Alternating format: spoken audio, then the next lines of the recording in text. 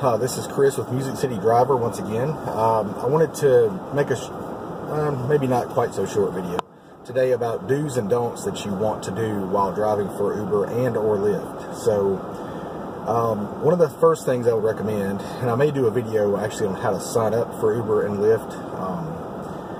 I'm hopefully going to put that up before I put this one up actually, but this is one that I wanted to do just because it's some things that I had to learn either from watching other videos online or looking at Facebook pages that are dedicated to Uber and or Lyft in the Nashville area. But I wanted just to give some tips here. So one of the first things that I would recommend is to give it a first quick run during the week when it's a little bit less busy.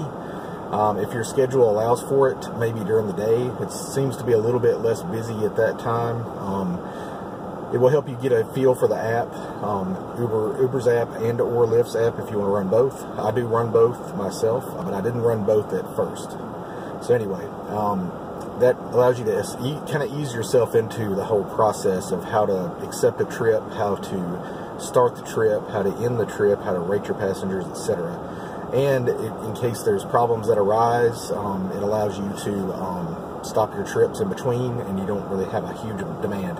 Now this will mean that you have less surge requests because it's not a busy time of day. You may even want to pick a suburban area rather than an urban area, just because suburban areas allow you to have a little bit more time between trips most of the time. They can be a bit longer and they can take you to downtown, but you can always turn your app off when you get there. Do always confirm the name of your passenger before you start a trip. I've even had people claim to be the person that I said before, and maybe you should just actually ask their name rather than volunteering the name first. Another thing I've done is in the waybill, you can actually look and see someone's last name, first initial of their last name. That's something that I would ask people. If you have some confusion or something like that where people are claiming that there's somebody else, it's probably just best not to just to make sure exactly where they're going, exactly who they are, etc. I have had actually people that I pulled up outside of a hotel for an XL ride. I drive an SUV, so I can take up to 6 passengers. And someone actually started getting in the vehicle, loading in the vehicle, pretending they were someone else, and then the other rider came up and said that hey, this is not the rider, even though the person kept saying that they were the person. The lady actually proved it by showing me her phone, and I could actually instantly confirm it at that point. So be aware of that, because that could create a really bad situation where you, number one, don't get paid because the other rider will dispute the transaction or cancel the ride right in the middle, and you're stuck with them. So you can end up giving the ride to somebody for free, etc. So you don't want to do that. You want to make sure of who you're picking up and that they're the right person. Also, when you start the trip, confirm the destination with the passenger. Make sure that that's where they're going. I've had people accidentally put the wrong hotel in. There are several hotels that have almost the exact same name. For instance, in Nashville here, there's a Courtyard Marriott, and then there's a Marriott near Vanderbilt. The lady had mistakenly put in the Courtyard Vanderbilt when she meant the Marriott by Vanderbilt. So that's a common mistake as well.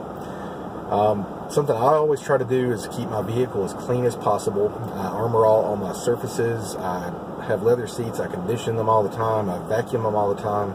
I take it through a car wash at least 2 to 3 times a week. Something I do recommend is getting one of the unlimited wash memberships at a local car wash, so that you can drive through anytime you want to. Get a car wash, have your car looking nice and clean. And you also get a free vacuuming. Usually when you do that, you have to do it yourself, of course, but vacuuming in between makes a huge difference. You'll be surprised.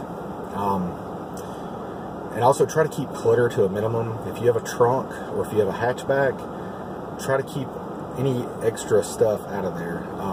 You could end up going to the airport to pick somebody up who might have luggage. You don't want to be embarrassed by opening your trunk and having it full of stuff that you don't really even need in there, so they can't put their luggage in there. That's a surefire way to get a bad rating. Do always try to be friendly to passengers.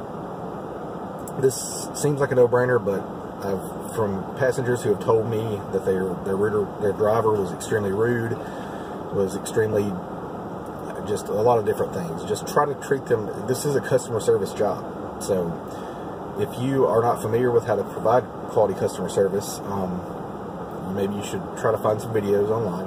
But just remember, primarily, you are driving them to their destination, but you are a customer service representative, basically. You try to provide them with the best service as you can, in the best time possible, and it's very important that you make a good impression. It'll help out with your possibly receiving tips, possibly getting 5-star ratings, etc. The ratings are essential for you to stay on the platform, because Uber will actually deactivate your account if you go below a 4.6. So keep that in mind. Do try to get a feel for your rider. If you start to talk to somebody and they seem like they're just not in the mood to talk, if they look at their phone, staring at their phone, and don't really interact with you much, don't force them to talk. That's actually quite annoying.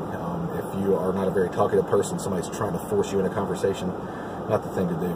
So just kind of gauge them. If they seem happy, seem talkative, engage them in conversation. Talk about whatever that comes up. Just, you know, small talk is always good. You know, talk about the weather, talk about things that are going on in town. And being in Nashville, most of the people I get are not actually locals, so you can talk about things of interest that you found out about Nashville, some of the history type things, interesting landmarks, etc. Do greet your riders with a smile. Basically, a good rule of thumb is to treat them like you would like to be treated. So if you enjoy it when somebody greets you with a smile, if you enjoy conversation, light conversation, engage them in that. Just try to treat them like you want to be treated, and you should be fine, actually. Another pet peeve of mine and other riders that I've had is don't complain about driving for Uber or Lyft. If you don't like driving for Uber and Lyft, then it's simple. Don't do it. I mean, if you really hate it, just really hate doing it, then it's probably not for you. So you should probably just deactivate your account and save your. Don't complain to somebody also if you were about to head home and you got a ping at the last minute and you decided to pick them up. Don't complain to them about that. That's not a very good way to get a good rating, not a very good way to get a tip, not a very good way to make the passenger appreciate the experience with Uber or Lyft. So just do your job. If you need to, it's actually your fault if you didn't go offline or if you stay online when you're about to go off to a trip or don't set your destination filter, that's your fault.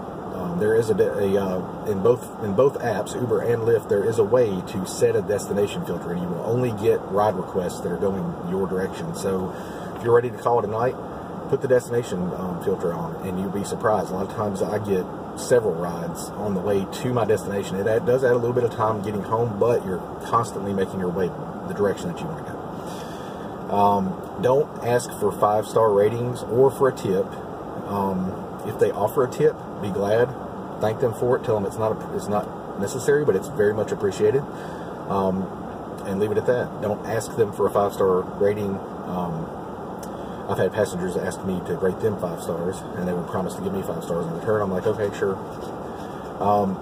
Another biggie, and something that I have run into a couple of times, is do not accept children under 18 without an adult accompanying them. The other day, I had an 11-year-old ping me from his mother's apartment. His mother was not there and wanted to get a ride to his father's house. That is a no-no. You cannot do that. It is strictly against Uber and Lyft's terms of service. And if they find out that you did this willingly, I don't know what the severity of that could be. They could deactivate you for it. I'm not sure. I just don't take a chance. I mean, the child was obviously under 18. I asked him how old he was just in case.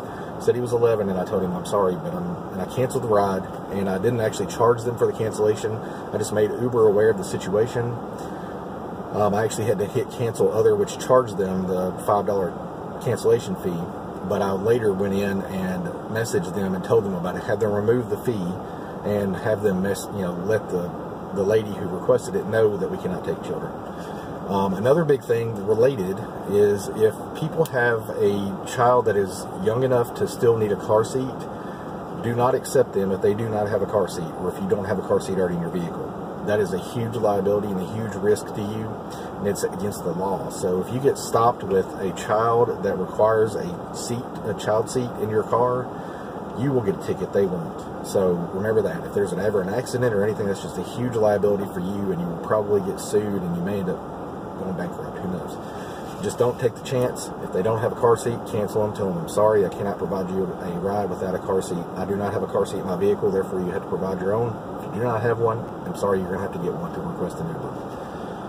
And one of the last ones I have, and I'm sure there are many, many, many more that I could think of later, but this is just a quick, off the top of my head thing.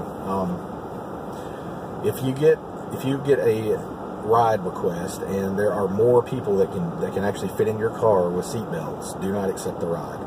You may want to even send a text before you even arrive to make sure that they only have 4 passengers for an X or a regular Lyft, or if they have more than 6 passengers, if you only have 6 seat belts. For instance, my Highlander has 6 seat belts. I have a 3rd row with 2 belts back there. I have 3 belts in the middle row and then 1 belt in the passengers. So that means I can carry a maximum of 6 passengers in addition to myself, safely and legally.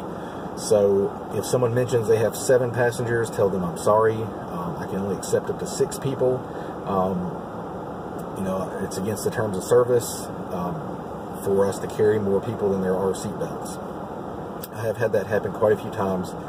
People will try to cram as many people in there as they can, and it's actually a bigger problem, I guess, in the X category because you only have room for 4 people in addition to yourself. So, like I said, you may pull up bachelorette parties, bachelor parties, etc. They love to do this kind of thing. They love to try to fit 7 people, 8 people into a 6-passenger vehicle. Don't let them do it. Just tell them, look, I'm sorry, you're going to have to order another vehicle for the other people that are extra.